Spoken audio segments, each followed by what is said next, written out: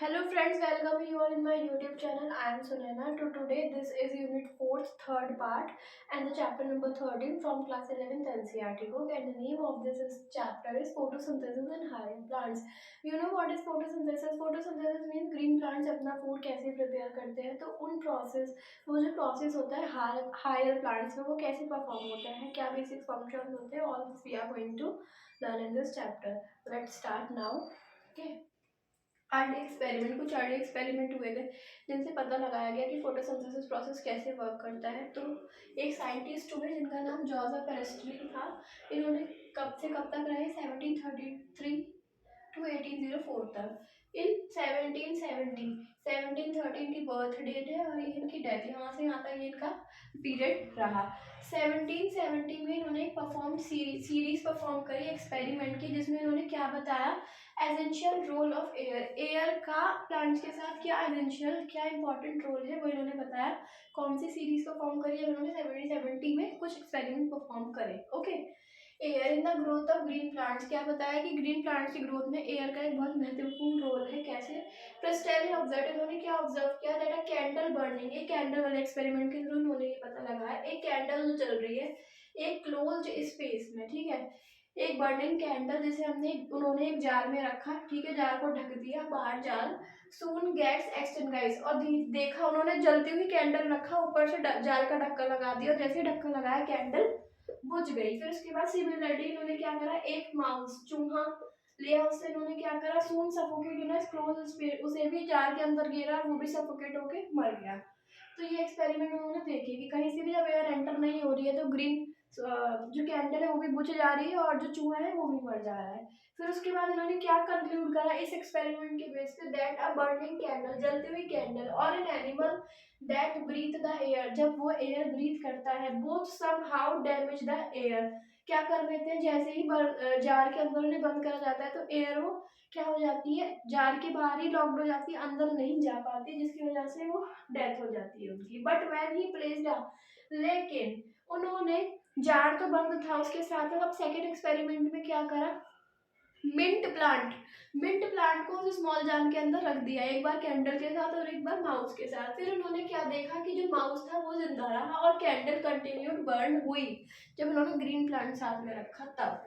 Plant restore, तो इससे इन्होंने क्या बताया कि जो प्लांट्स है वो अपने अंदर एयर, जैसे फूड रिस्टोर करते हैं वैसे एयर को रिस्टोर करते हैं। What ever breathing animals and burning candles remove, जो जब एनिमल सांस लेते हैं और जब कैंडल जलती है तो वो उन्हें अगर क्लोज्ड स्पेस में रख दिया जाए तो वो एयर स्टोर नहीं कर पाते और उनको सफोकेट होने लगता है, लेकिन ग्रीन प्लांट्स अपने अंदर एयर को कवर करके रखते हैं। इस एक्सपेरिमेंट से ये इन्होंने पता लगाया। एक साइंटिस्ट हुए जॉन आइनर्स हाउस, ये कब से कब तक रहे, 1730 टू 1799।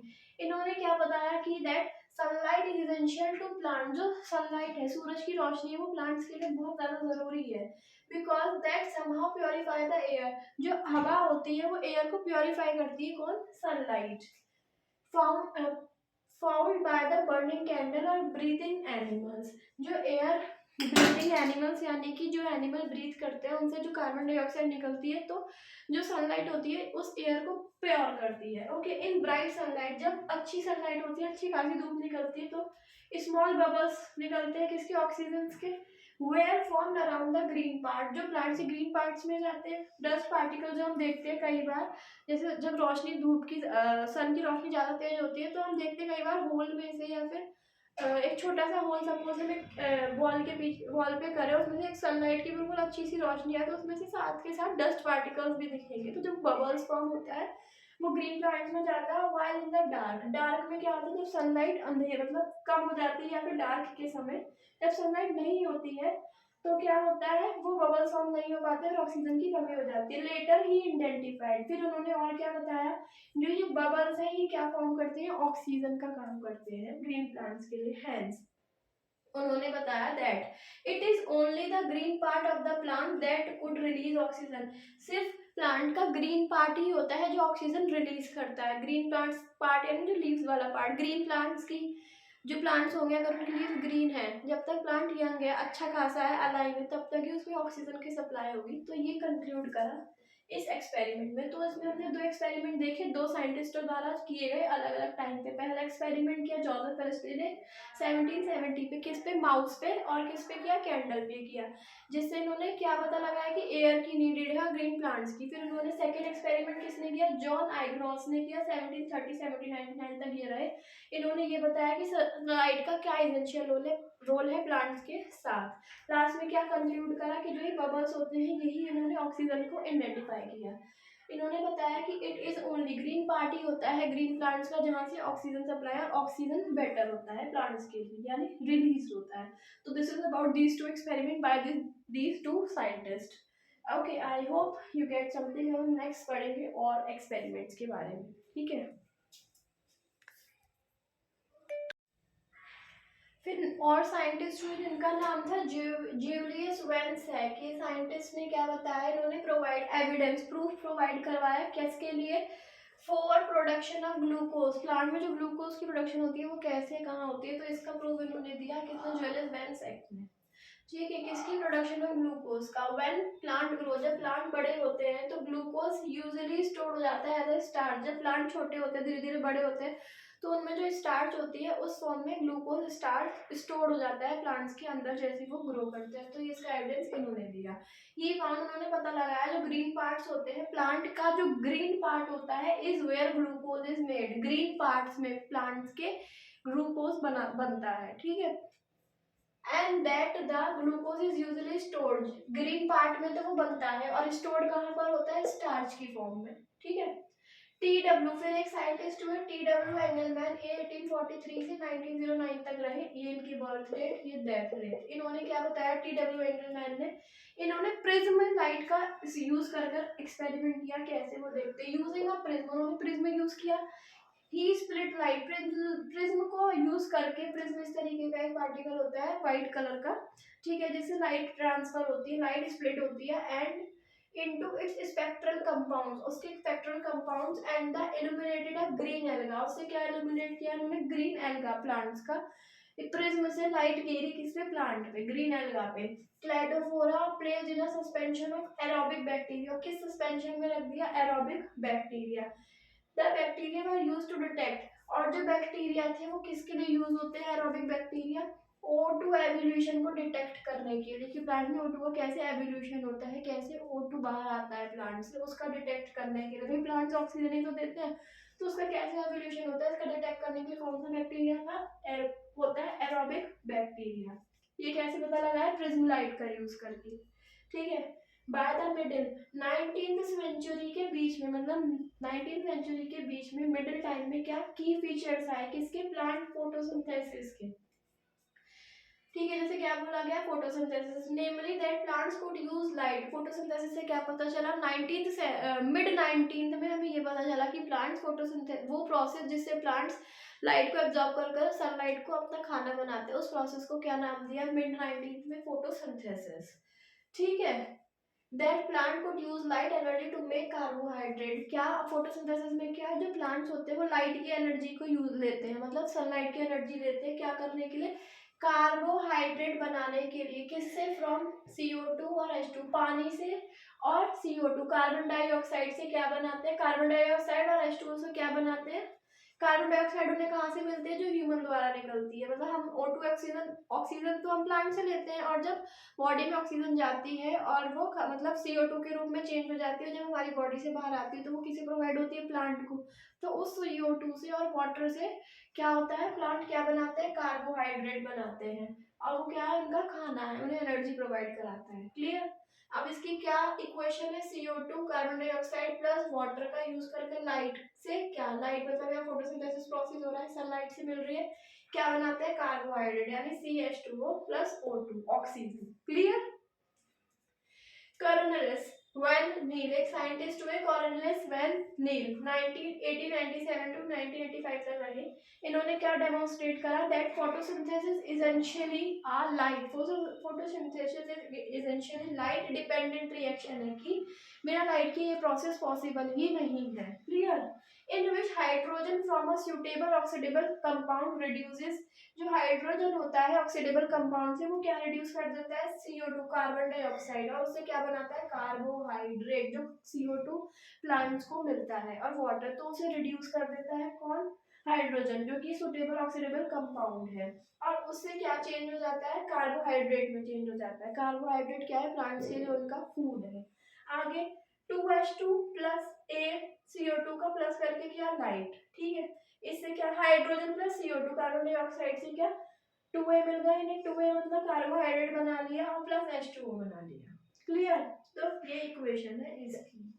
तो ये किसने बताया, कार्लस वेन नील ने बताया 1897 टू 1985 तक पहले।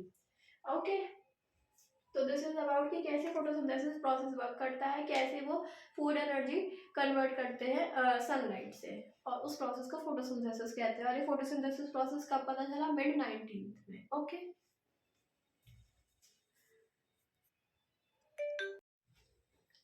नेक्स्ट पॉइंट इज जो O2 होती है इवॉल्व बाय ग्रीन प्लांट। जो O2 होती है कैसे इवॉल्व होती है, बाय ग्रीन प्लांट, यानी ऑक्सीजन, और कहाँ से आती है, फ्रॉम H2O, पानी से, not from carbon dioxide. O2 carbon dioxide से नहीं आती प्लांट्स के पास, कहाँ से आती है, H2O से। दिस वाज लेटर प्रूव्ड, ये कैसे प्रूव्ड हुआ, ये कि ये बात सही है, ये प्रूव्ड हुआ रेडियो आइसोटॉपिक टेक्निक का यूज करके इसे प्रूव करा गया। इसके लिए क्या इक्वेशन है, अब फोटोसिंथेसिस प्रोसेस कैसे वर्क करता है प्लांट में, उसकी इक्वेशन देखिए, दिस इज इम्पोर्टेंट।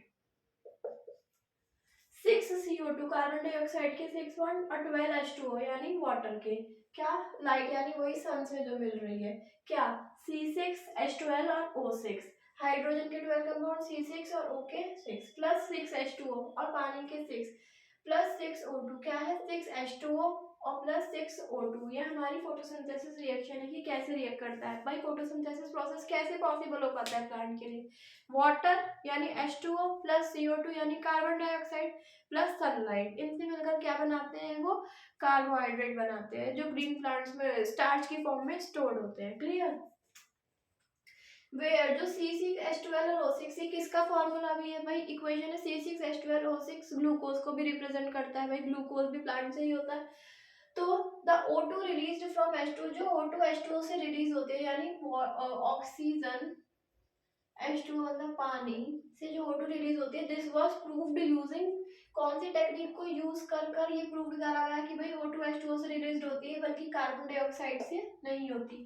तो कौन सी टेक्निक से, जिससे ये पता चला, रेडियो आइसोटोप टेक्निक। कौन सी, radioisotope technique. Where does photosynthesis take place? एक क्वेश्चन है कि भाई फोटोसिंथेसिस कहाँ टेक प्लेस करता है, जो फोटोसिंथेसिस वाला प्रोसेस है, जब हरे प्लांट्स अपना खाना खुद से बनाते हैं, तो प्लांट के किस पार्ट में ये प्रोसेस टेक प्लेस करता है, तो it is very simple, green leaf में, प्लांट के ग्रीन पार्ट में, जहाँ क्लोरोप्लास्ट प्रेजेंट होता है। You all know green leaf में क्लोरोप्लास्ट प्रेजेंट होता है, तो वहीं पर ये वाला प्रोसेस वर्क करता है।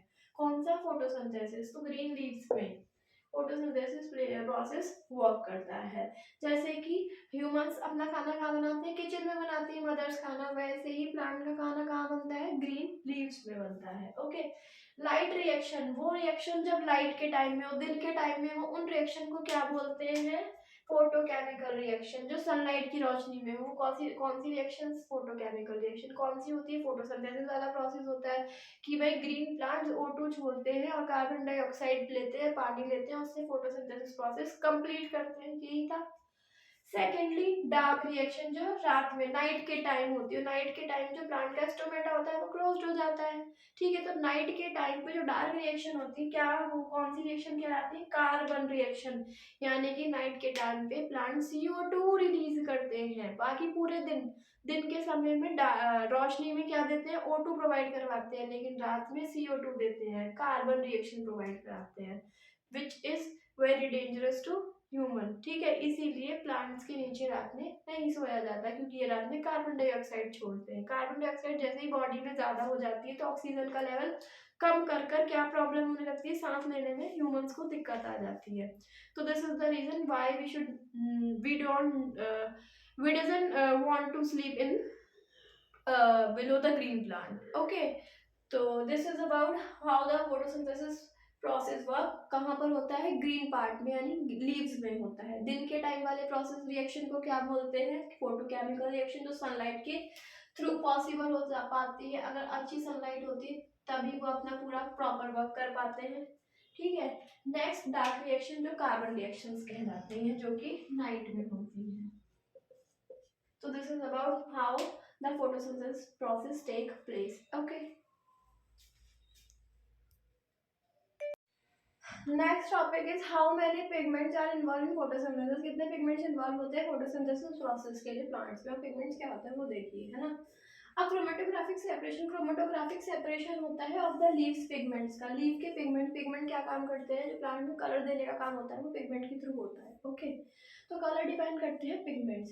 तो जो क्रोमेटोग्राफिक सेपरेशन होता है लीव पिगमेंट्स का, क्या शो करता है, that the colour that we see in leaves में जो हम कलर देखते हैं, ग्रीन कलर्स की लीव मोस्टली देखते हैं, कुछ रेड भी होती है, कुछ प्लांट्स की मतलब डिफरेंट जो उसमें कलर्स आते हैं, कुछ की येलोइश होती हैं, तो किसके साथ होता है, pigment is not due to single. लेकिन वो सिंगल पिगमेंट की वजह से नहीं होता कि सिर्फ एक पिगमेंट ही कलर डिफाइन करता है। कितने पिगमेंट्स होते हैं, 4 पिगमेंट्स होते हैं। वो कौन कौन से उसके नेम देखिए। क्लोरोफिल ए पहला पिगमेंट जो क्या देता है, ब्राइट और ब्लू ग्रीन कलर देता है द क्रोमेटोग्राफ यानी लीव्स में।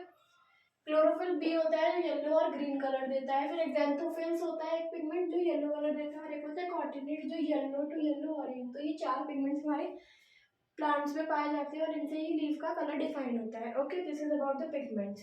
पिगमेंट्स वो सब्सटेंसेस होते हैं जिनमें एबिलिटी होती है लाइट को एब्जॉर्ब करने की at specific wavelength. Clear, light कौन सी, सनलाइट। वी कैन कंक्लूड, ये बता सकते हैं हम इससे कि दैट क्लोरोफिल ए, जो क्लोरोफिल ए है, क्लोरोफिल ए किसका क्या कौन सा पिगमेंट है, ब्लू ग्रीन, ब्राइट और ब्लू ग्रीन पिगमेंट। ये क्या है, ये चीफ पिगमेंट है, सबसे ज्यादा चीफ पिगमेंट है, सबसे ज्यादा पाया जाता है प्लांट्स में। इस कलर की लीफ सबसे ज्यादा पाई जाती है, जैसे किसके साथ इन्वॉल्व होता है, फोटोसिंथेसिस के। क्लियर, थ्रू क्लोरोफिल, क्लोरोफिल के थ्रू। क्लोरोफिल क्या है, क्लोरोफिल कहाँ पाया जाता है, लीव्स में। लीव्स का कलर कौन से कैसे डिफाइंड होता है, पिगमेंट्स के through. This is about pigments. Chlorophyll क्या है, मेजर पिगमेंट रिस्पॉन्सिबल है for trapping light. Light trapping करती है क्लोरोफिल, पिगमेंट रिस्पॉन्सिबल है। Other thylakoid pigments like chlorophyll B, xanthophyll और carotenoids which are called accessory pigment. इन्हें क्या बोलते हैं, एक्सेसरी पिगमेंट्स क्यों बोलते हैं, बिकॉज एक ग्रीन के अलावा और कलर डिफाइन करती है, जैसे येलो हो गया, रेडिश कलर हो गया, इस टाइप के कलर। तो कैसे पिगमेंट्स है, एक्सेसरी पिगमेंट्स। ये क्या करते हैं, लाइट को एब्जॉर्ब करते हैं और ट्रांसफर करते हैं। उस लाइट को एब्जॉर्ब करके जो एनर्जी मिलती है किसमें, क्लोरोफिल ए में ट्रांसफर करते हैं। तो this is about the pigments की कैसे इन्वॉल्व होते हैं प्रोसेस फोटोसिंथेसिस में, okay. Next point is what is light reaction. Light reaction क्या है, ठीक है। लाइट रिएक्शन डिपेंडेंट करती है टोटली सनलाइट पे। उस तभी क्या करते हैं प्लांट्स, लाइट अब्जॉर्ब अच्छी लाइट करेंगे तभी तो ऑक्सीजन रिलीज कर पाएंगे, तभी जो एनर्जी फॉर्मेशन होती है, जैसे एटीपी एनएडीपीएच, इस तरीके की एनर्जी फॉर्म होती है। अब जो एटीपी और एनएडीपीएच इनका कहाँ यूज होता है और ये कैसे प्रोवाइड होती है प्लांट्स में, कैसे बनती है, वो हम अपने नेक्स्ट टॉपिक में, मतलब नेक्स्ट टॉपिक में पढ़ेंगे at that point, okay. Now जो पिगमेंट्स होते हैं वो 2 डिस्क्रीट यूनिट्स में अरेंज होते हैं, एलएचसी और एक होता है हमारा पीईसी फर्स्ट और PC second, PS first PS second. PS मतलब होता है फोटो सिस्टम फर्स्ट और फोटो सिस्टम टू। जो एलएचसी है वो किससे बना होता है, हंड्रेड्स ऑफ पिगमेंट से बना होता है, पिगमेंट मॉलिक्यूल जो क्या करते हैं, बाउंड टू प्रोटीन। बाउंड मतलब प्रोटीन को अपनी तरफ बांध के रखते हैं, मतलब अट्रैक्ट करते हैं प्रोटीन्स को, कौन, LHC. each photosystem all the pigment, हर एक फोटोसिस्टम में पीसी फर्स्ट पीसी सेकंड में सारे पिगमेंट्स होते हैं। सिर्फ सारे कौन कौन से 4 पिगमेंट बताए थे, क्लोरोफिल ए बी जेंथोफिल और एक और पिगमेंट बताया था, ठीक है। तो जो 4 पिगमेंट्स को बाउंड करके रखता है कौन, एलएचसी। पिगमेंट्स को 100 ऑफ मॉलिक्यूल्स पिगमेंट्स होते हैं और ये क्या बाउंड करके रखता है, प्रोटीन बाउंड करके रखता है, ओके। नेक्स्ट पॉइंट, हर एक फोटो सिस्टम में सारे पिगमेंट्स होते हैं, सिर्फ एक पिगमेंट नहीं होता जो कि क्लोरोफिल ए है। क्लोरोफिल ए हर एक में नहीं होता, क्यों, फॉर्मिंग अ लाइट हार्वेस्टिंग। ये क्या करता है, forming light harvesting system also called antennae. Light harvesting system form करने से क्या बोलते हैं, एंटीनी। टर्म है इसका, क्या नाम है, एंटीनी। दिस पिगमेंट, जो पिगमेंट्स हैं एक्सेप्ट क्लोरोफिल, ये क्या करते हैं, help to make photosynthesis more efficient by absorbing different wavelength of light. Chlorophyll A को छोड़ के जो बाकी के बचे पिगमेंट्स हैं क्या करते हैं, हेल्प करते हैं ज़्यादा से ज़्यादा सनलाइट को एब्जॉर्ब करने में, और उनसे जो एनर्जी बनती है उसमें अपना योगदान देते हैं, और उससे क्या होता है, डिफरेंट वेवलेंथ्स ऑफ लाइट को एब्जॉर्ब कर पाते हैं, या फोटोसिंथेसिस का जो प्रोसेस है वो बेटर तरीके से परफॉर्म हो पाता है प्लांट्स में। Okay, single chlorophyll A molecules क्या फॉर्म करता है। अब जो ये सिंगल क्लोरोफिल ए बचा, तीन के काम क्या थे क्लोरोफिल ए को छोड़ने की, भाई अच्छे मोर एफिशिएंट फोटोसिंथेसिस का वर्क करवाते हैं पिगमेंट्स की हेल्प से, ठीक है। सेकेंडली जो सिंगल क्लोरोफिल ए बचा है इसका क्या काम है, ये क्या करता है, form the reaction centre, reaction centre form करता है। रिएक्शन सेंटर का क्या वर्क होता है, द रिएक्शन सेंटर एक डिफरेंट है इन बोथ फोटोसिंथेसिस में, इन पीएस फर्स्ट में भी डिफरेंट है और पीएस सेकंड में डिफरेंट है। मतलब जो रिएक्शन सेंटर है पीएस फर्स्ट और पीएस सेकंड में फोटो सिस्टम में डिफरेंट डिफरेंट तरीके से होता है। वो कैसे, पीएस फर्स्ट में जो रिएक्शन होता है centre chlorophyll A has an absorption peak, इसकी पीक कितनी होती है, एब्जॉर्प्शन पीक कितनी होती है 700 nm, और हैंस पीएस सेकंड में कितनी होती है, इसकी पीक मैक्सिमा 680 nm होती है, और क्या बोलते हैं पी 680 बोलते हैं, और इसे बोलते हैं पी 700। ओके, तो जो इनमें पीक्स होती है पीएस फर्स्ट और पीएस सेकंड में वो डिफरेंट होती है, तो जो इनका रिएक्शन सेंटर है वो भी डिफरेंट होता है फोटोसिंथेसिस का। पीएस फर्स्ट में कितना होता है 700, पीएस सेकंड में कितना होता है 680। पीएस फर्स्ट को क्या बोल सकते हैं P700, और पीएस सेकंड को क्या बोल सकते हैं P680, जो इनका पीक एग्जॉर्प्शन होता है किसका, लाइट का। Okay, this is about the what is light reaction in plants. Okay,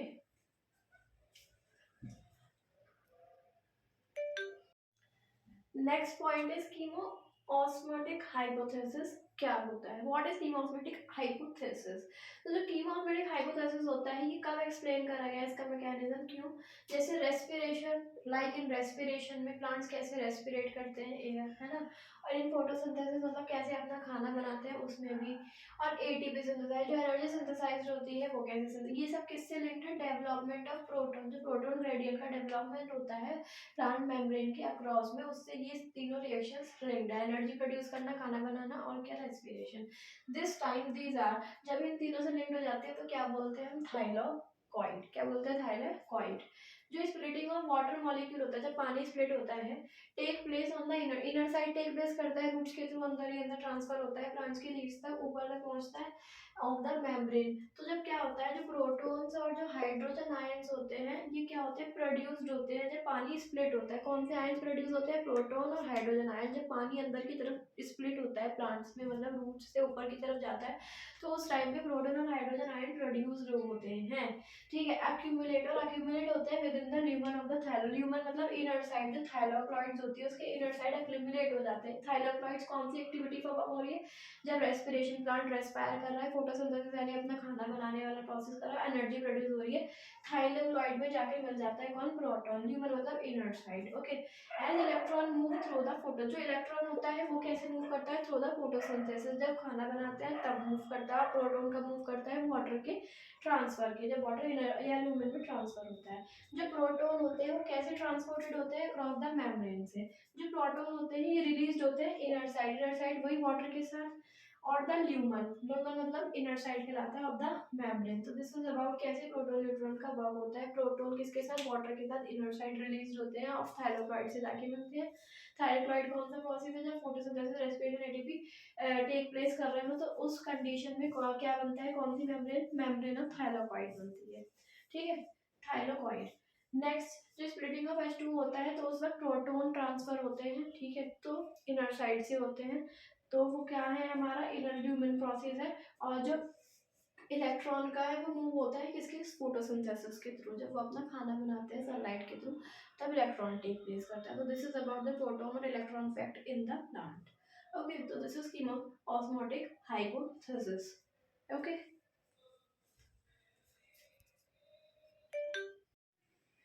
next point is कि where is the ATP and NADPH, जो ये एनर्जी यूटिलाइज होती है बनती है प्लांट्स में, तो इनका यूज कैसे होता है देखते हैं।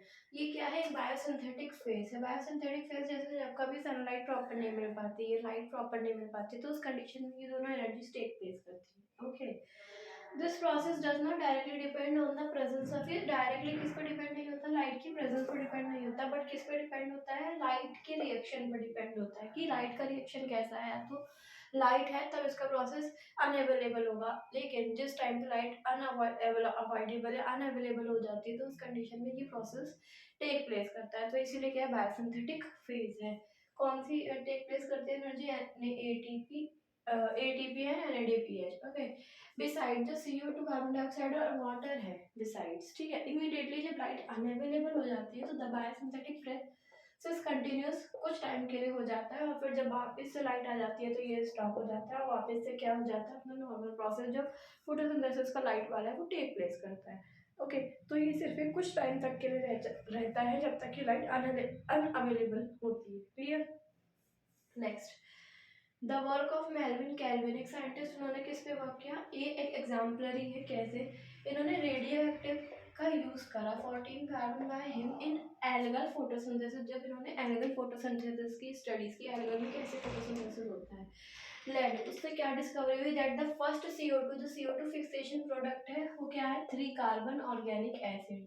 पहला CO2 फिक्सेशन प्रोडक्ट कौन सा बताया इन्होंने, जब इन्होंने एल्गल फोटोसिंथेसिस पे स्टडी करी कि वो 3 कार्बन ऑर्गेनिक एसिड है। तो दिस इज इंपॉर्टेंट कि किस पे स्टडी करी, कौन सा पहला प्रोडक्ट था, तो वो था 3 carbon organic acid.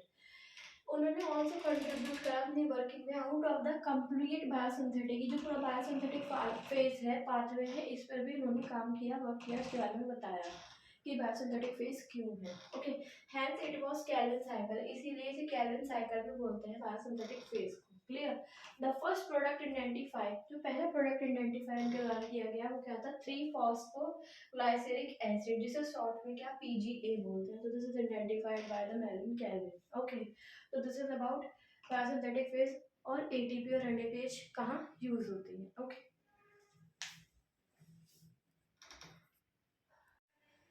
The next topic is Calvin cycle. जो अभी हमने पढ़ा था मेल्विन कैल्विन ने उन्होंने एग्जाम्पलरी जो डिस्कवरी थी वो की थी, तो हम उसी का कैल्विन जो उनके नाम दिया गया उस बायोसिंथेटिक फेज को कैल्विन साइकिल, तो उसी के बारे में और डिटेल में पढ़ेंगे। ओके, कैल्विन और उनके कोवर्कर, कैल्विन और उनके साथ जो काम कर रहे थे इस एक्सपेरिमेंट पे, उन्होंने वर्क किया कि out of the whole pathway and shows, जितना भी पाथवे था बायोसिंथेटिक फेज का उस पर वर्क करके उन्होंने बताया that the pathway operated in cycle manner.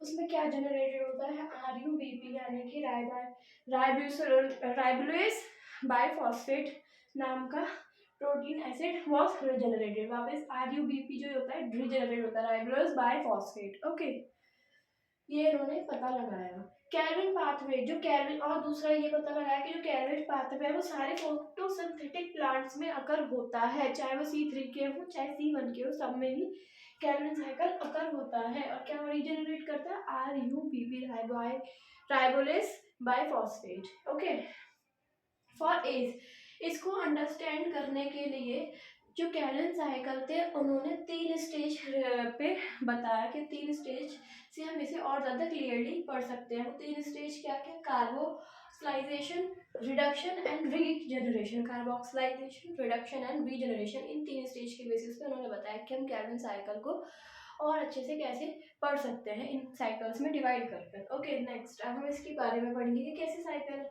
जो पहला है कार्बोक्सिलेशन, ये क्या है, ये यूज होता है two fixation of CO2 into stable organic intermediate. CO2 का, कार्बन डाइऑक्साइड का फिक्सेशन फिक्स्ड करवाता है किसमें, स्टेबल ऑर्गेनिक इंटरमीडिएट में। कौन सा प्रोसेस, कार्बोक्सिलाइजेशन। ओके, रिडक्शन क्या करता है, दीज आर सीरीज, ये इसमें सीरीज ऑफ रिएक्शन परफॉर्म होती है जो क्या करती है, फॉर्मेशन ऑफ ग्लूकोज बनाती है प्लांट्स में। ओके, कौन, रिडक्शन प्रोसेस, जब सीरीज ऑफ रिडक्शन परफॉर्म होता है रिएक्शन तो किसकी फॉर्मेशन होती है, ग्लूकोज की।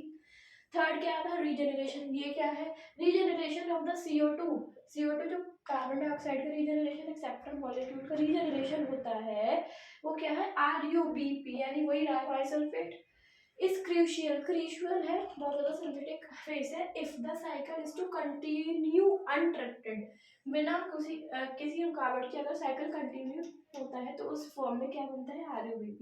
जो रीजनरेशन स्टेप्स होते हैं उसमें क्या रिक्वायर्ड होता है, ATP रिक्वायर्ड होता है, एंडोनॉइसमेट ट्रिफॉस्फेट। ओके, किसके लिए, for phosphorylation of to form RUBP। जैसे RUBP फॉर्म हो पाए इस प्रोसेस में तो उसके लिए किसकी रिक्वायरमेंट होती है, ATP की, एंडोनॉइसमेट ट्रिफॉस्फेट की रिक्वायरमेंट होती है टू फॉर्म RUBP यानी राइबोलेस बाइसल्फेट। ओके, तो this is about the regeneration product. तो ये 3 टॉपिक्स, 3 स्टेप्स के आधार पर उन्होंने कैल्विन साइकिल को और अच्छे से डिटेल में हमें बताया। तो this is about Calvin cycle.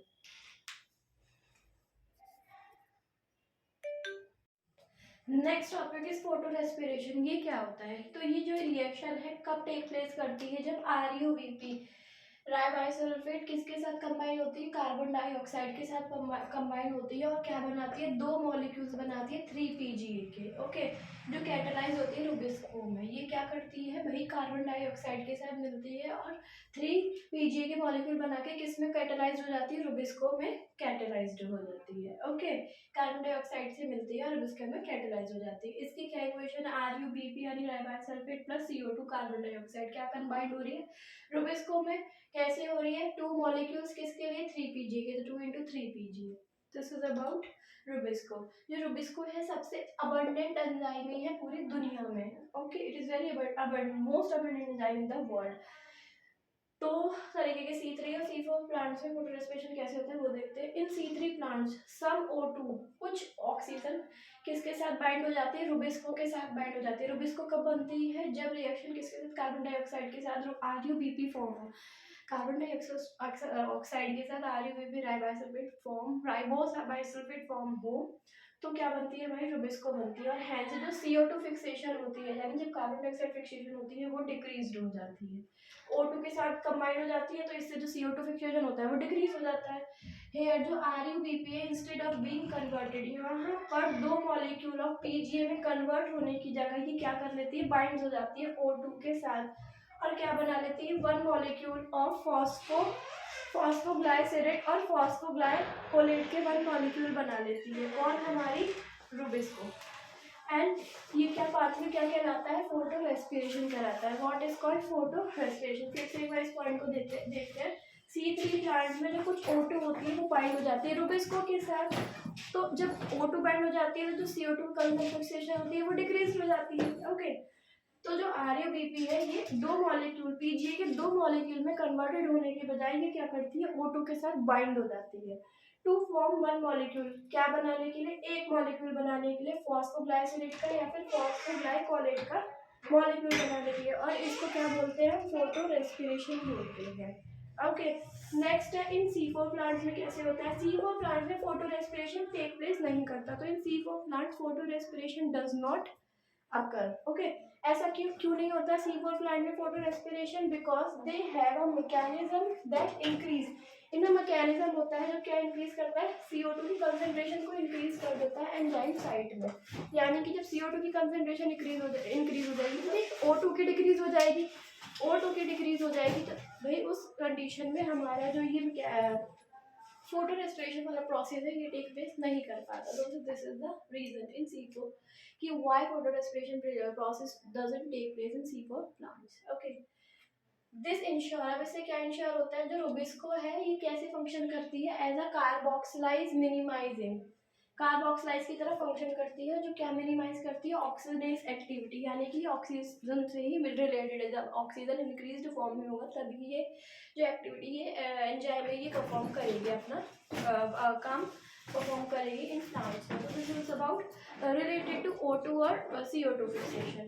तो this is about the photorespiration कि कब टेक प्लेस करता है और कब टेक प्लेस नहीं करता है। ओके, हाँ, next topic is factor affecting photosynthesis. वो फैक्टर जो फोटोसिंथेसिस को अफेक्ट करते हैं। ओके, तो उनके बारे में हम पढ़ेंगे। जो प्लांट और इंटरनल, सबसे पहले उनके इंटरनल फैक्टर मतलब जो इनके अंदर वाले फैक्टर्स हैं उनके बारे में देख लेते हैं। जो प्लांट्स और उनकी जो इंटरनल फैक्टर्स होते हैं वो किस पे डिपेंड होते हैं? जेनेटिक पैराडाइस्पोजिशन पे डिपेंडेंट रहते हैं। किसके लिए? प्लांट की ग्रोथ के लिए। मतलब जो अंदर से वाटर ट्रांसफर होगा इंटरनल, जितने भी मॉलिक्यूल्स है, जितने भी मैकेनिज्म है वो सारा इंटरनली टेक प्लेस करता है through the roots to the leaves. तो वो क्या है? क्या क्या कहते हैं उसे? जेनेटिक पैराडाइपोजिशन बोलते हैं। किसके लिए? To the plant growth. जो एक्सटर्नल फैक्टर्स होते हैं वुड इंक्लूड, जैसे कि एक्सटर्नल फैक्टर्स में क्या क्या? सनलाइट, टेम्परेचर, ये सब क्या है? एक्सटर्नल फैक्टर्स है। और CO2 कंसंट्रेशन और वाटर। CO2 कंसंट्रेशन भी एक्सटर्नल फैक्टर ही है, बिकॉज ये कैसे निकलती है? बिकॉज ह्यूमन से ही CO2 रिलीज होती है और प्लांट्स तक पहुंचती है, तो ये भी क्या? एक्सटर्नल फैक्टर है।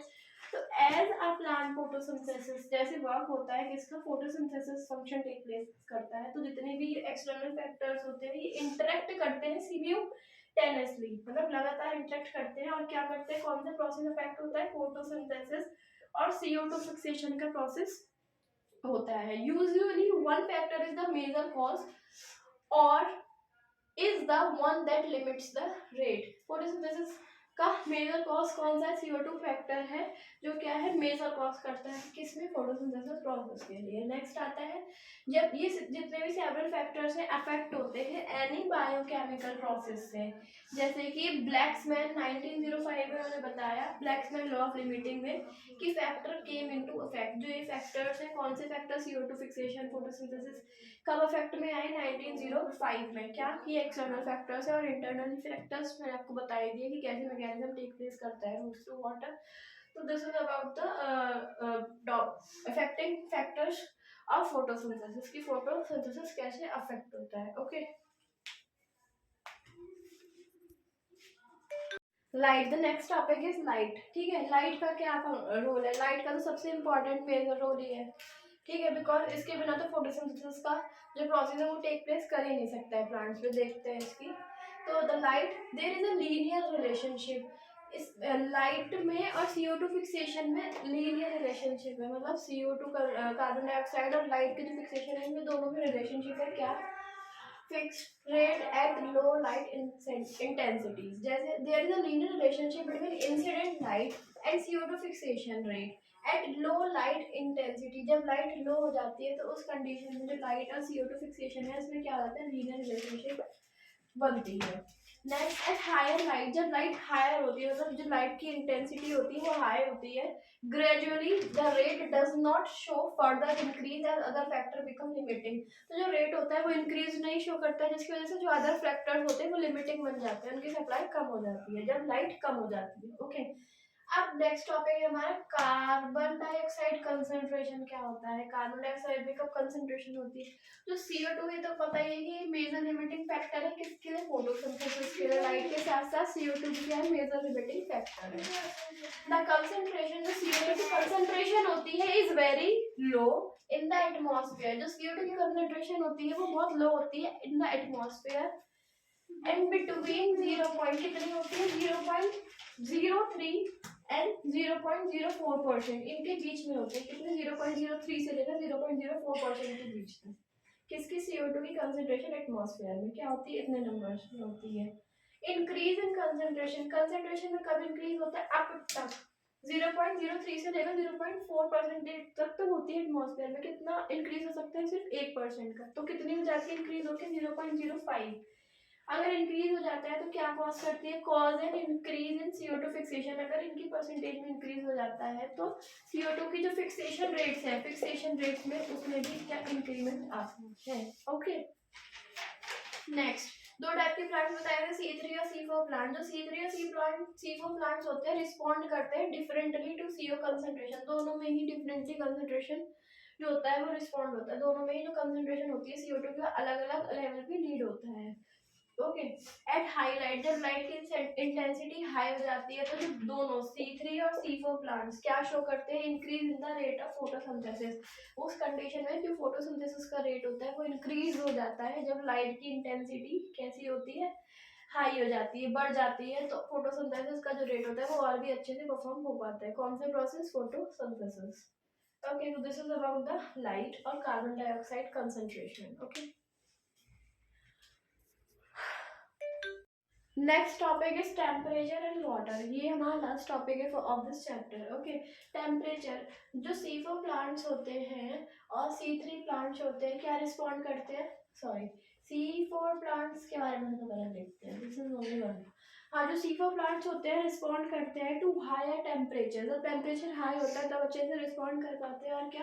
और क्या शो करते हैं? जब हाई टेम्परेचर में रिस्पॉन्ड करते हैं तो क्या शो करते हैं? High rate of photosynthesis. जितना ज़्यादा हाई टेम्परेचर होगा उतना ज़्यादा हाई रेट ऑफ फोटोसिंथेसिस अच्छे से परफॉर्म हो पाएगी। वाइल जो C3 प्लांट्स होते हैं हैव मच लोअर टेम्परेचर, इनसे कम टेम्परेचर होता है, जो फोटोसिंथेसिस भी होता है उसका रेट उनका स्लो होता है। क्लियर? तो दिस इज द डिफरेंस कि C4 में कैसे टेम्परेचर का हाई होता है तो कैसे फोटोसिंथेसिस अकेयर होती है? हाई रेट पे।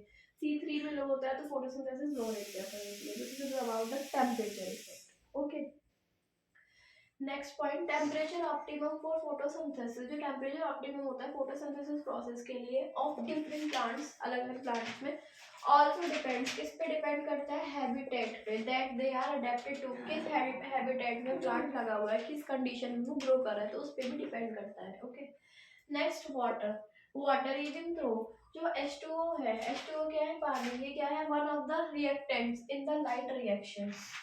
द इफेक्ट ऑफ H2O, जो पानी का इफेक्ट है, is a factor is more through its effect on the plant, factor पे ज़्यादा डिपेंड करता है इफेक्ट ऑन द प्लांट। यानी कि जो वाटर है भाई, वाटर नीडेड है किस प्रोसेस के लिए, ये इंटरनल प्रोसेस करता है, यानी रूट्स पे जब हम पानी देते हैं तो ये क्या करता है, रूट्स से प्लांट के अब पार्ट तक पहुंचता है। ओके, रेदर देन डायरेक्टली और फोटोसिंथेसिस, जो फोटोसिंथेसिस का प्रोसेस होता है वो डायरेक्टली अकर होता है ग्रीन प्लांट्स में, जिसमें क्या होता है, खाना बनाता है सनलाइट और कार्बन डाइऑक्साइड के लिए, लेकिन ये इंटरनली प्रोसेस और इनडायरेक्टली अकर होता है प्लांट्स में। वाटर स्ट्रेस कॉजेज, जितना ज्यादा वाटर स्ट्रेस होगा वो क्या कॉज करता है, stomata to close, hence reducing the CO2।